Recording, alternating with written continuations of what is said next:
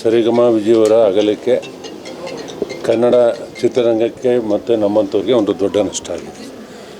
ನನಗೂ ಅತ್ಯಂತ ಸ್ನೇಹಿತರು. ಬಹುಶಃ ನನ್ನ ಕಚೇರಿ ಅವ್ರ ಮನೆ ಇರ್ತಕ್ಕಂಥದ್ದು 2 ರಸ್ತೆ ಡಿಫ್ರೆನ್ಸಲ್ಲೇ. ಏನೇ ಕಾರ್ಯಕ್ರಮ ಇದ್ದು ನನ್ನ ಮನೆಗೆ ಬರಬೇಕು, ಅವ್ರ ಜೊತೆ ತಿಂಡಿ ತಿನ್ನಬೇಕು, ಬರಲೇಬೇಕು ಅಂತಕ್ಕಂಥದ್ದು ಇದು ಮಾಡೋರು.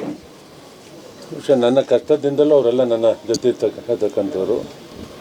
ಕನ್ನಡ ಚಲನಚಿತ್ರರಂಗದಲ್ಲಿ ಅವ್ರದ್ದೇ ಆದ ಒಂದು ಛಾಪನ್ನು ಮೂಡಿಸಿರ್ತಕ್ಕಂಥವ್ರು, ನನ್ನ ಮತದಾರರು ಮತ್ತು ಅವ್ರ ಕುಟುಂಬ ಎಲ್ಲನೂ ನಾವೆಲ್ಲ ಒಂದು ಆತ್ಮೀಯತೆಯಿಂದ ಅಣ್ಣ ತಮ್ಮದಿರತ್ತ ಹಲವಾರು ವರ್ಷಗಳಿಂದ ನಾವು ಬೆಳೆದಂಥವ್ರು. ನಮ್ಮ ಕೆ ಸಿ ಅಶೋಕ್ ಅವರು ಇರ್ಬೋದು, ಸರಿಗಮ ವಿಜಯವ್ರವ್ರ ಮಕ್ಕಳು, ಅವರ ಪತ್ನಿಯವರು, ಎಲ್ಲರೂ ಅವರ ಅಗಲಿಕೆ ಕನ್ನಡ ಚಿತ್ರರಂಗದ ಮೇಲೆ ಒಂದು ಕಪ್ಪು ಛಾಯೆ ಬಂದಿದೆ.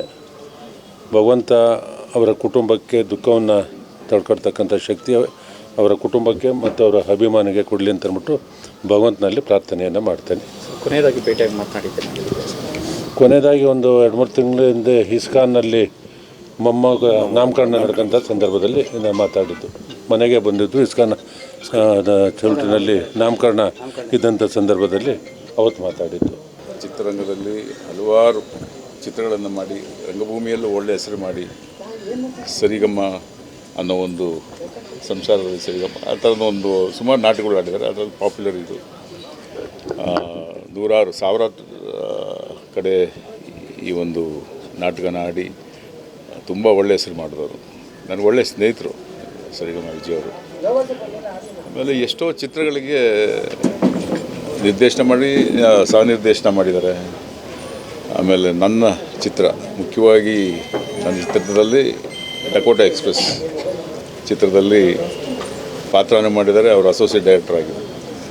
ಓಂ ಪ್ರಕಾಶ್ ಅವ್ರ ಚಿತ್ರಗಳಲ್ಲಿ ಹೆಚ್ಚಿನ ಚಿತ್ರಗಳು, ಓಂ ಪ್ರಕಾಶ್ ಎಲ್ಲ ಚಿತ್ರಗಳು ಅಂದ್ಕೋತೀನಿ, ಅದರಲ್ಲಿ ಅಸೋಸಿಯೇಟ್ ಡೈರೆಕ್ಟರಾಗಿ ಬರಹಗಾರರಾಗಿ ತುಂಬ ಸಪೋರ್ಟಿವ್ ಆಗಿದ್ದರು ಓಂ ಪ್ರಕಾಶ್ಗೆ. ಸೊ ಈ ಸಂದರ್ಭದಲ್ಲಿ ಅವ್ರನ್ನ ನಾವು ಕಳ್ಕೊಂಡಿದ್ವಿ. ನಿಜವಾಗ್ಲೂ ನಮಗೂ ತುಂಬ ನೋವಾಯಿತು ಈ ಒಂದು ವಿಷಯ ಕೇಳಿದ ತಕ್ಷಣ. ಸೊ ವಯಸ್ಸಾಗ್ತಾಯಿದೆ, ಆಫ್ಕೋರ್ಸ್ ಮಾಡೋಕ್ಕಾಗಲ್ಲ.